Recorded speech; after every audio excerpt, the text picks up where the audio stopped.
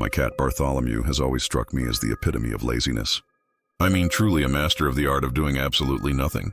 Day in and day out, his routine seemed to consist of finding the sunniest spot on the floor and melting into it like a furry ginger puddle.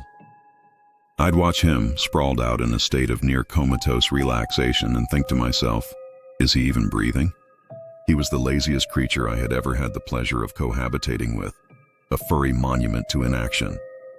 While other cats were chasing laser dots or hunting imaginary mice, Bartholomew was perfecting the art of the nap.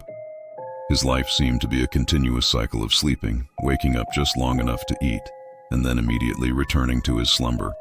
I had resigned myself to the fact that my pet was, for all intents and purposes, a decorative, self-warming cushion. But then, I started to notice something peculiar, a strange and recurring phenomenon that disrupted my perception of his perpetual lethargy. It wasn't a sudden burst of energy or an unexpected desire to play. Instead, it was something far more subtle and, frankly, much more theatrical. Every single time I turned my gaze towards him, just as my eyes landed on his inert form, he would stir. It was like clockwork. He would lift his head, blink slowly, and then launch into the most elaborate, drawn-out stretch I had ever witnessed. It wasn't just a simple extension of his limbs, it was a full-body performance. His back would arch into a perfect curve, his claws would extend and retract from the carpet, and he'd let out a soft, guttural yawn that seemed to reverberate with dramatic effect. It was a grand, sweeping gesture, a piece of physical theater that seemed utterly disproportionate to the act of waking up. And it happened every single time I looked at him. A suspicion began to form in my mind. Was this a coincidence or was it a deliberate act? The sheer consistency of it felt too planned. I decided to conduct a little experiment to test my burgeoning theory. One afternoon, finding Bartholomew in his usual state of deep sleep on the living room rug, I crept silently out of the room. I positioned myself just behind the doorframe, leaving only a tiny crack to peer through.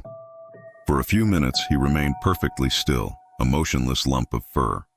I held my breath, feeling a bit like a wildlife documentarian stalking a rare and elusive creature.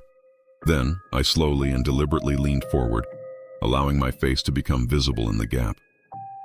The moment his eyes registered my presence, it happened. It was the most exaggerated, over-the-top stretch yet.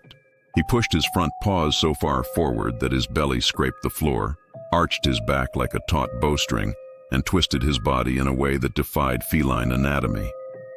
It was a performance worthy of a standing ovation. A wide smile spread across my face as I stepped out from my hiding spot. I had my answer. Bartholomew wasn't just lazy, he was a performer. He was a little diva who saved his most impressive moves for when he had an audience.